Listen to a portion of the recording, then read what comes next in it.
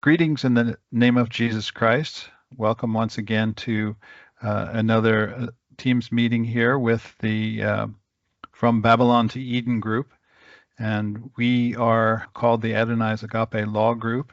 And we also have the Rocke Kehilliah Trust and Treaty Group represented today, as we did the last time. Today we want to speak about trusts. We want to speak about private family trusts and some ideas about how to set those up, and then we hopefully will have available in our documents coming soon a sample template, although you can find a number of templates online.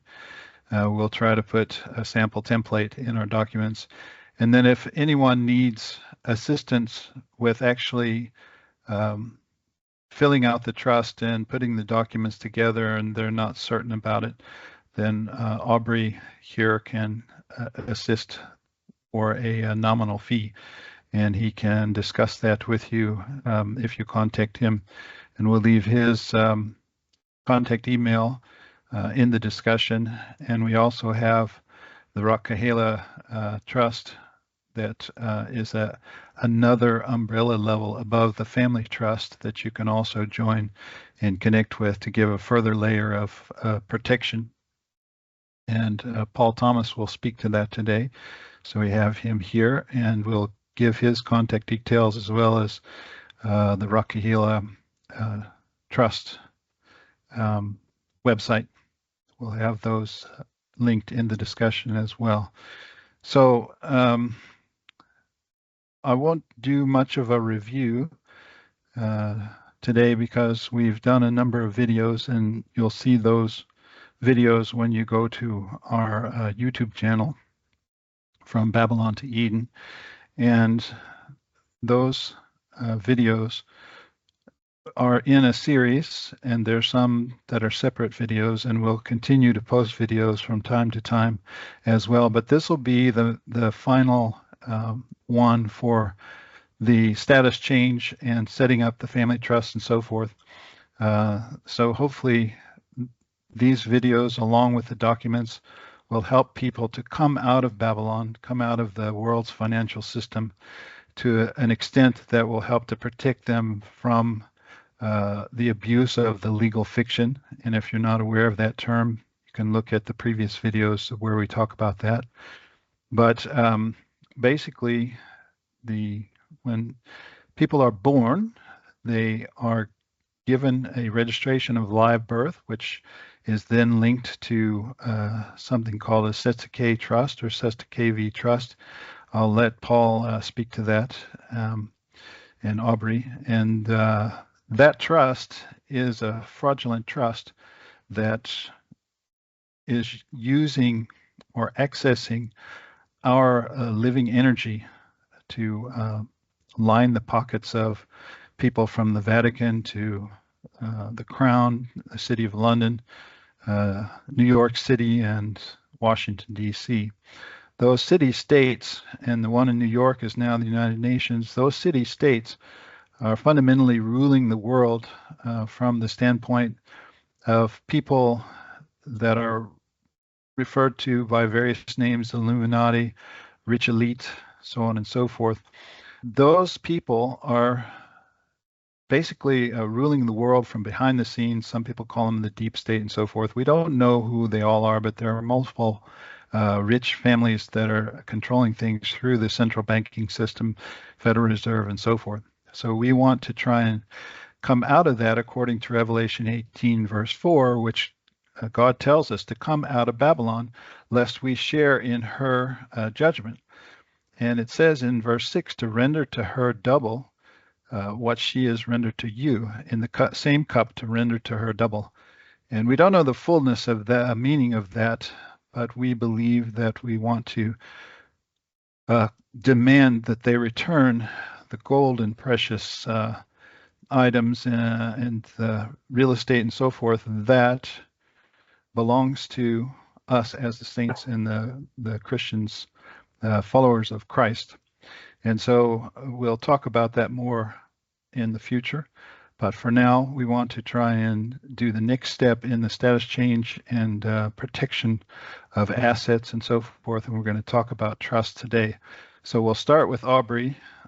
Abri has expertise in the status change documents. He also has set up a number of trusts for people and is even helping me to set up my private family trust. And he knows about all of these things and has a very thorough document that you can have access to if you decide to use him to help you and pay his fees. But we will also have a basic fundamental trust, and there are different ways to set up these trusts, so you can adjust them according to your needs. But we suggest a private trust, because a public trust, if you register it, then it becomes part of the control of the state, and we don't want the state to control us anymore. We want to step away from that. So by setting up a private family trust, and there's a couple of different kinds of those and reasons that you might use the different ones, that will allow you to put your assets and so forth into the trust and to help protect it from the state and the government intervention. But it stays private, and you mustn't release the information to anyone, even if they request it. You must keep it private, and that way you can keep it separate from the public sector or the Babylonian system. So I'm going to turn this over to Abri now and let him discuss the private trust, how to set those things up, and the advantages of those. Abri, please. Good afternoon again to everyone listening. Yeah, I just want to quickly say before we talk about trust, what people have to realize is the fact that almost all human interactions. Now, when I talk about human, I'm not talking about the lower description of man as human. I'm talking about man to man. All of these actions and interactions are basically based on trust, because we as a society trust in one another to do specific things, and we do specific things for the society. So most interactions, or not almost all interactions, are based on trust. Now, when we talk about trusts, we have different trusts. Now, according to my information, the very first trust was established between God and man in Genesis 1:26, which is the overarching umbrella trust which Paul and the Rocke Kehilliah trust falls under. And this is where God basically said, let us make man in our image and likeness, and let him have dominion, or let him rule over the sky and the water and the earth. So the sky and the water and the earth was granted or entrusted to mankind in order so that we can look after it and work it and benefit from it, and then pass it on to the next generation. So that was the establishment of the very first trust. And all trusts since basically fall under that initial trust. Now, the legal system came along, and we know that the legal system is basically a carbon copy or a mirror image of God's law, God's world. But it doesn't exist in reality. It only exists in the mind and on paper. It's purely suggestive and not reality. So in the legal system, we also have trusts, but these trusts are basically mirror images of the natural trusts that we're talking about. So whenever we create a natural trust in terms of a contract between a living man and another living man, and you go and you register this trust in the system, in the legal system, you normally would get a trust registration number. And the moment that you do so, the trust, even though you may call it a common law express trust, that's one of the terms that people in South Africa use a lot. They say it's a common law express trust, which, yes, rightfully it is, but it fails to be a common law express trust the moment that you register it and pass it into the system. Then it becomes a statutory trust, which is subject to all the statutes, all the acts, all the rules, all the regulations of the state. And it means it can be penetrated quite easily by any entity of presumed or pretended authority, like a bank, like the South African Revenue Services, like the state or any of their departments. So when we refer to a natural law trust, we refer to a trust which is private and which is not registered in the system. So that means that, number one, it's a private contract between two living people. In other words, the guy that would establish the trust would be the creator of the trust, and he would create his trust under a trust deed. Now, the trust deed is basically just a fancy word for the contract, the terms and conditions of the contract. So the contract establishes the trust. Under the terms and conditions of the trust, that is the terms and conditions of the trust are basically the law of the trust. And because it's a natural law trust, it's only valid between the parties of the trust. So in other words, the state does not have any authority to mingle or to get involved in the affairs of the trust, and neither does any other pretended authority or any other company. So if it's in order for it to remain private, it remains a secret trust. So the natural law trusts are secret trusts. They are not, or their contents is not disclosed in any public forum. The only thing which is disclosed is the evidence or the certificate that the trust has been established, or the record thereof. We do not disclose the information of the trust. In other words, not the trust law, not the parties to the trust, and not the contents or the res, the property which is inside the trust. That is not disclosed. It remains secret and private. And that's basically what a private trust is. So the most, I would say, complicated thing about these trusts is the contract that establishes them. And although they can be a very basic contract, it doesn't have to be a complicated contract.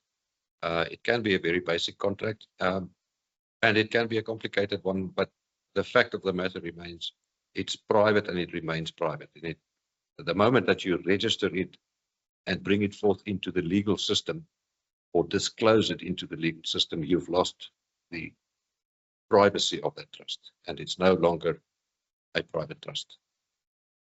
And that's basically a quick run through. Now, I know, Paul, you guys run a similar type of trust structure. I don't know if you want to just add, if I missed anything, add something in there. No, I think you hit all the important points. Even, you know, we do register as far as using registered mail to the fact that our trusts have been established, but after that, there's no more information that's available to anybody as far as that goes. So yeah, you definitely hit all the points on that. I mean, the privacy of it is the most important piece. Can I interject here and ask a question? It's my understanding that there's something called a living or revocable trust and an irrevocable trust. Can you tell us a little bit more about those two different types and why you would choose one over the other? A revocable trust is something that you can actually, you can cancel the trust once it's been created. So when all the parties agree, they can let's say, like, I don't want to say use the word kill, but they can cancel the trust or make it not existing anymore. Where the irrevocable trust is something which you cannot cancel. It's once it's established, once the property is transferred, it's done. It's a done deal. You can't turn back the hands of time, if I can use it like that. And I just want to also mention something else. Paul said that you use registered mail in the US. For just I suppose it's just for notifying anyone that the trust has been established. In South Africa, we have recently opened an office which is called a land recording office, which is similar to, but it's not the same as the deeds recording office. So it's run on a common law basis. In other words, it's not statutory, but it's just a forum where we can record items of importance, like the establishment of a trust, but we do not disclose the contents of the trust. So We just use this as a form to establish that the trust was created and the proof that the trust was created, but we do not disclose any information about the trust at all. Okay, thanks. So then to recap there, a living or revocable trust is something where the grantor or the one who creates the trust controls it as long as they're alive, and then it, as I understand it, converts in most cases to an irrevocable trust upon the death of the creator of the trust, whereas the irrevocable trust is much harder to change once it's established. I don't know the rules about that, but that's my understanding of the two different types. What would be the reason that you would want one over the other? Would you be able to say? I really don't. As far as our setup currently, I'm not really looking to do much with the revocable trust, because basically we're setting up our trusts as a created trust, and the grantor is the creator, and it's irrevocable because we in our family line are the trustees of that over that property, and obviously we have that ability to trust, to be the trustee over that property until our passing, and then we pass that on to our children. It doesn't stop us from trading assets. So it doesn't mean that it's because it's irrevocable, doesn't mean that you can't buy a house and then trade the asset out for cash, to trade that out for another piece of property or anything like that. So I mean, I personally I think the revocable trust is good for just like a one-off kind of situation where you're buying a house, you want to put the house under that trust, and you at any point you could just revoke whatever you're doing in that particular it's more like a business at that point. But for our family trust, I like the irrevocable, because it's the property doesn't belong to us anymore. You want to put that into our trust and say, hey, listen, this is the creator's property at this point. And it's protected under him. I mean, you got a problem with him, you could go meet him if you like and, have that discussion. But this is the way that, our trust is set up. So that's just where I'm at with it. But. Abri? Yes, I agree. I agree 100% with Paul. You may have a revocable trust for a specific situation, whatever situation might come up, but the more permanent structure of the trust, which would be lasting for generations, would be the irrevocable trust, because that would be something that carries on in your family, and the family remains the trustees over the property of the trust. And it's like Paul says, once it's established, the property does not belong to the fiction, which is controlled by the man anymore. It's now the property of the trust, which is basically God's property. Right. So then I've seen where some trusts have a time frame. In other words, they're good for a certain number of years. And then the other question would be, is it okay to make it like in perpetuity, so to speak, that it would not have a time limit to it, where it has to be set up again?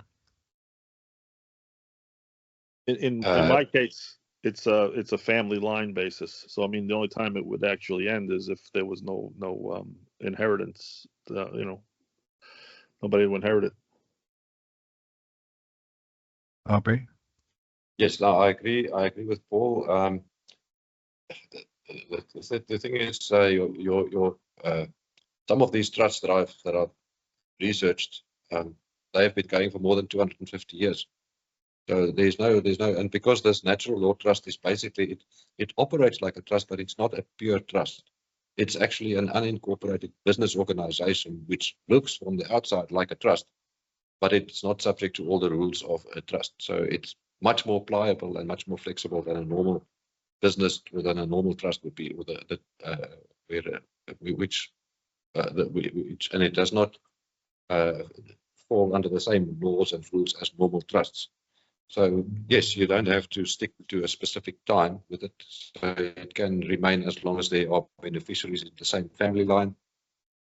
Basically, keeping it going for perpetuity, if you want to use that word. Okay, thank you. So now, Paul, once the individual or family has set up their family trust, what is the next step with your group?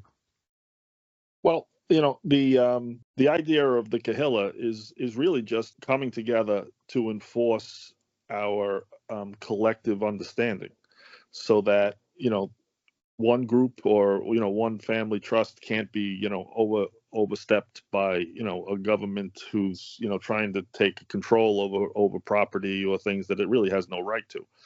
So we're in a situation now where one of our members is in a horrible situation, and we're trying to get her out of jail, actually.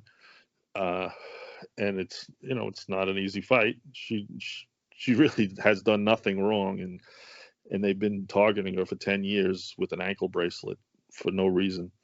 So we're working on that. So I mean, that's the type of things that the Kehilliah wants to be able to protect against, and to uphold, so that they understand that our people are moving under trust, and that they're not subject to statutes and codes and for profit over. It's really based on our ignorance, and we all were brought up in the system of not really being able to separate the public and the private. And sometimes I still have a tough time separating myself from the fiction to the nonfiction, and that's the hardest thing for us to do. So I mean, that the Kehilliah is basically there to be like our defense against anybody assuming that we're moving in the public. I mean, so that's the basic idea of it. With our treaty, I made sure that in Article 3, it's called Relationships with the Existing Systems. The Rocke Kehilliah Nation acknowledges the existence of various systems and institutions, including government and financial frameworks, but we intend to navigate these systems in a way that promotes the autonomy and sovereignty of the living man and woman, while avoiding any actions that could be perceived as entering into treaties, alliances, or confederations with governments, or acting as commercial or acting as a public commercial government, because that's not what we're doing. All we're doing is saying that our people are living men and women that have their right to their trust. So, and what happens in every court is that they're going to blur that line and they're going to pull you in. They're going to drag you in. So without, the words are great, but they're still going to try to drag you in. And unless we come together and hold the line that we know the difference, we understand what's going on. I mean, look, we were all blinded by the cartoons as children, and fairy tales, and our dreams of this, that, and the other. But the true story is, we come to this earth as men and women, nothing else. We never can meld with the fictional world. And that's what the Kehilliah is going to try to make sure, that there's a firm dividing line between that, by setting up the trust first and then coming together with the Kehilliah isn't in one place. The Kehilliah could be anywhere. It could be in South Africa, it could be in Australia, it could be whatever. I mean, we'll all form our group around it, but the basic idea is we're all coming together saying, no, that's a man, that's a woman. There's a difference between them and fiction, and we stand by that.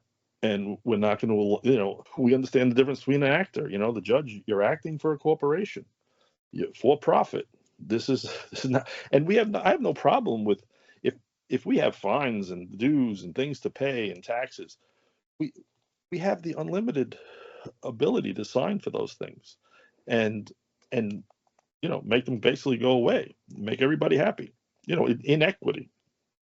So that's the basic idea for the Kehilliah. Okay, so once a family or an individual has set up a family private trust, then they would come to the Rocke Kehilliah group to sort of bring their family trust under the Rocke Kehilliah trust umbrella. That's what you're saying? Right. Sign a treaty, basically. So they'd have a treaty with the Kehilliah, and that, they're recognized under the treaty, with rights, with, diplomatic rights and all of those things that are out there in the private. Whatever's available in the public's available in the private. And, that's what we got to, really come together, completely understand and defend. So the Rocke Kehilliah umbrella trust gives another layer of protection against the legal system, if you will, and those fraudulent statutes and acts and all those things that apply to the fiction, but they joinder us through various different deceitful means to get control over the living men and women. So it gives another layer of protection in the private. And you're saying that because the Rocke Kehilliah considers itself a separate nation, that you, as becoming part of that umbrella trust, you gain access to certain advantages such as diplomatic immunity and things like that. Is that correct? Yes. Well, being in the private, you're immune to those things anyway. I mean, you are non-statutory. If you're moving in the private, you are non-statutory. You're not part of that. A government only has control over security interests.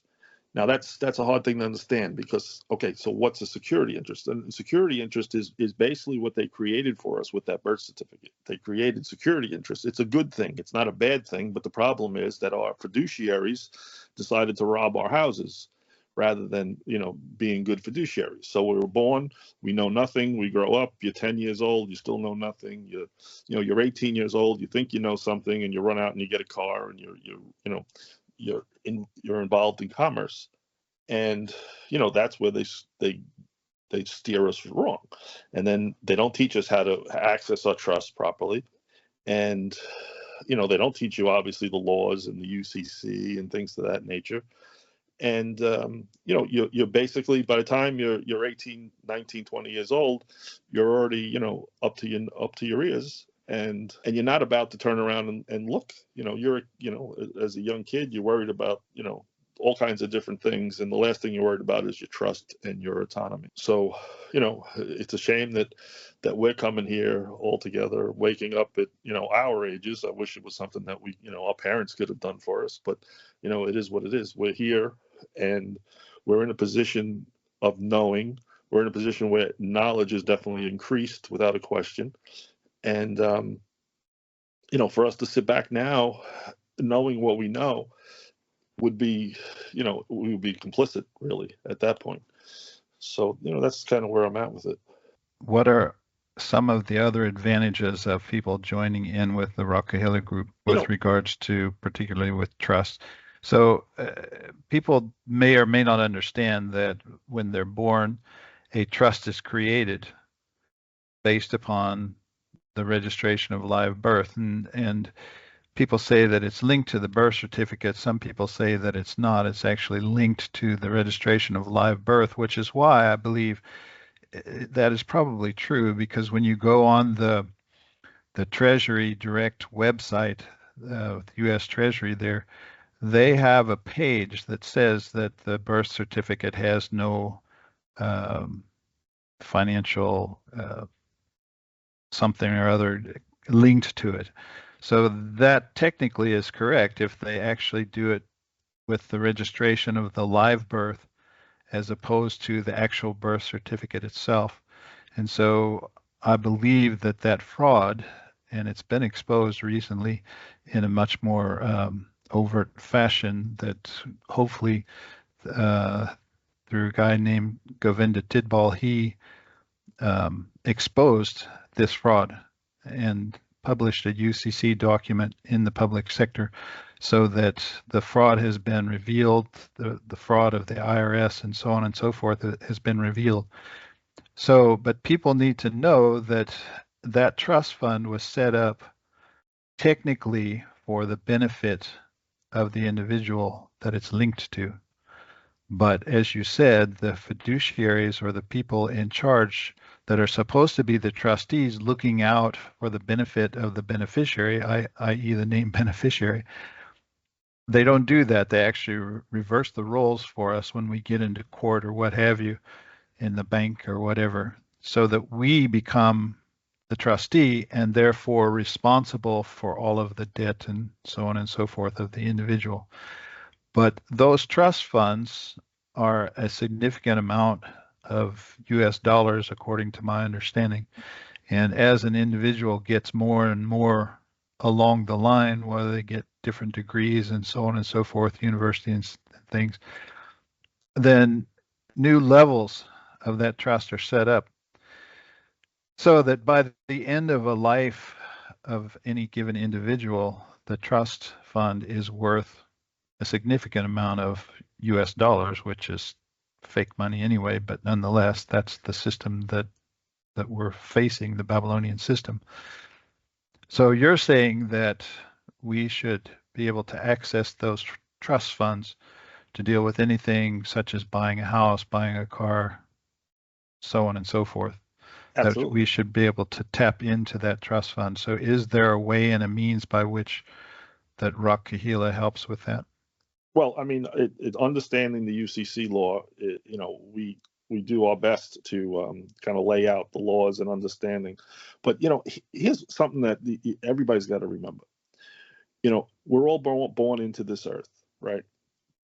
Prior to that, we had no value. The day the day that you step foot on the land is the day that you have value, and the day that you exit, you have no value. I mean, and what happens is the day you're born, you have this incredible inheritance ahead of you. Nobody could take that from you, just like they can't take it from a lion or a tiger. You have an inheritance that is undeniable, right? They take that, and besides, by educating us into believing differently, when Rockefeller passed away, he had nothing. The only time you have anything at all is the time that you're living. You have the ability to. So what they used to do was give you land. What they do now with the birth certificate is they give you gold, right? Portable land. So they put X amount of gold based on your weight, or whatever formula that they have, and they give you this portable land, which then they assume that they take care of it for you while you're a child, right? Between the age of, until you reach the age of majority. They manage that for you. They grow that value for you. And by the time you're 18, when you don't claim it, now they consider that you're lost and you didn't come claim your estate. And they continue to churn the trust. And the way they churn the trust is because no trust shall fail for lack of a trustee, right? So they need a trustee.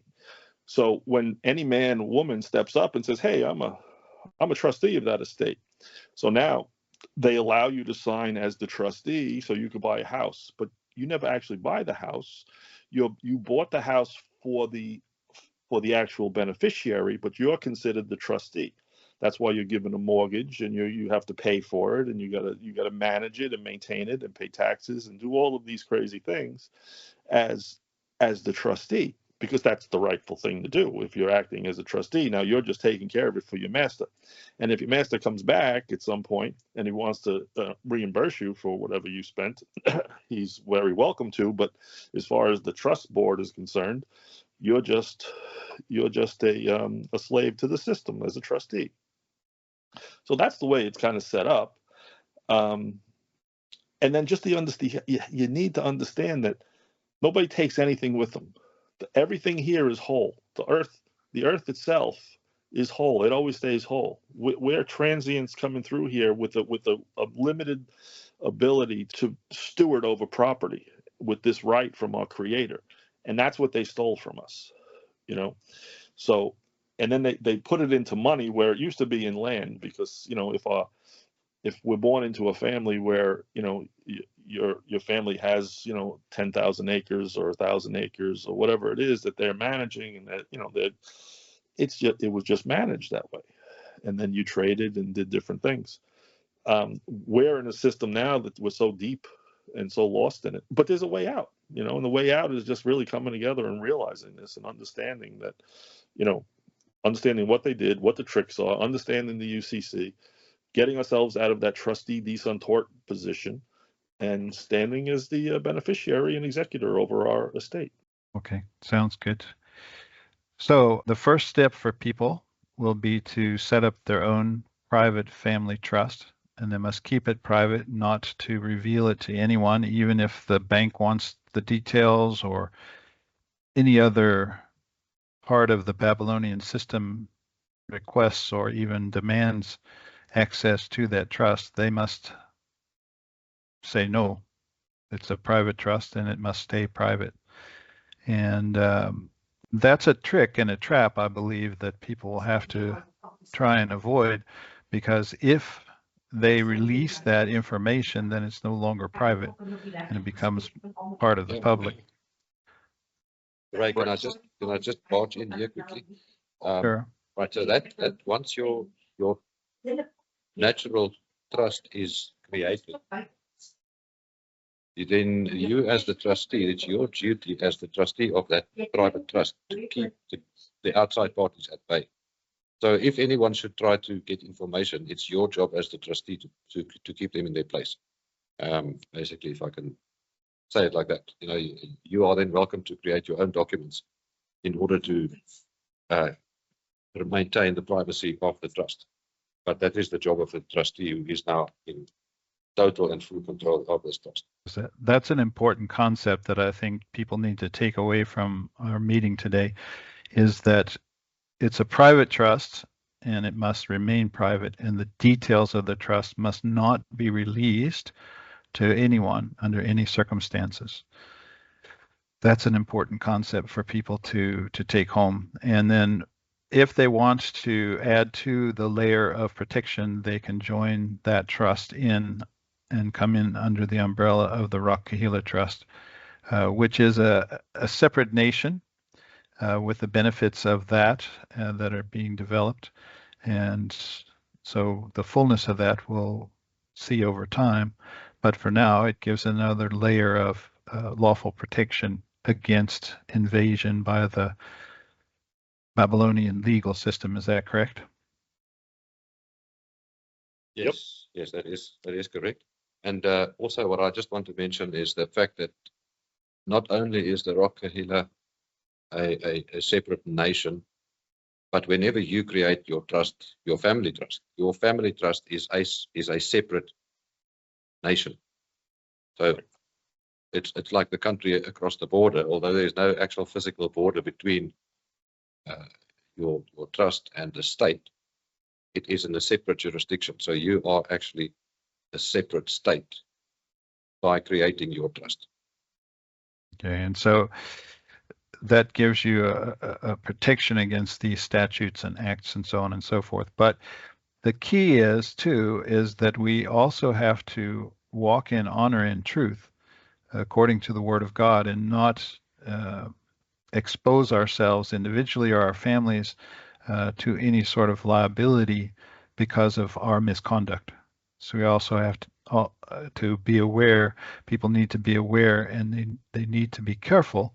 Paul said to walk circumspectly because the days are evil. So we have to be careful in our walk, not to expose ourselves and or the trust and the family to any sort of liability by operating living in a wrong way or acting in a wrong way. So we always have to stay in honor and do the right thing. As Jesus said, do unto others as you would have them do unto you. So if you don't want it done to you, don't be doing it to other people. Always respect the other people. And the Bible says in James chapter 3 that the wisdom of God is willing to yield. So, we have to remember that when we're driving or traveling and different things as we interact with other people in the world, that we have to respect them and give them due honor because they are made in the image of the Most High God that we serve. True. Yes, 100%. I agree with you. Okay, does anybody have anything else to add? Stephen's been quiet because he's our host and sets up the meetings and records them for us. but he's been busy with other things, so we won't force him to speak. But I would like to take this Hi, Ray, I'm opportunity. here. Okay, there you are. Do you have anything you want to add? And not, it's been very educational. Thank you very much for this very, very educational thing that you guys are busy with. And I've got a lot to learn, hey? But yes, We all do. Thank you very much. And I appreciate everything. Thank you. Thanks for all the work that you do for us.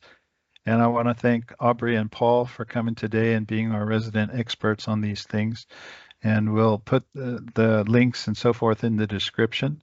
And we'll call this meeting to an end. And we'll look forward to the next meeting. Some of the ones that I want to come to bring about are things that we can do to help us to develop this divergent alternative society. So we'll keep discussing that within the group and try to come up with some things that we can do. One of the things that's important is for us to try and become as self-sufficient as our situations allow us to be, and to try and reduce consumption as much as possible and become more of a producer, and to move toward the concept of Eden, because God put multiplication into the earth so that all we have to do is tap into it. And we want to try and find a way to get free energy and so forth. It's been available for a long time now. It's just been hidden from the public so that we would be addicted to and need to be attached to this petroleum-based society. But once we get the free energy going, then we won't need the petrodollar, and the petrodollar will drop dramatically once that happens. And that's what they're afraid of. So that's why anybody who comes up with these sorts of concepts, they usually get bumped off. But if we have the protection of the Most High God by walking in the Spirit of Christ, then hopefully we'll get this thing released and move on to be able to reclaim the things that the enemy has stolen from the people of God. So thank you guys once again. If there's nothing else to be added, we'll call this meeting to an end. God bless you, one and all. God bless everybody. Good night. Thank you. Thank you. Just God bye. bless. Okay. Thanks. Bye-bye. Bye, guys. Thanks, love.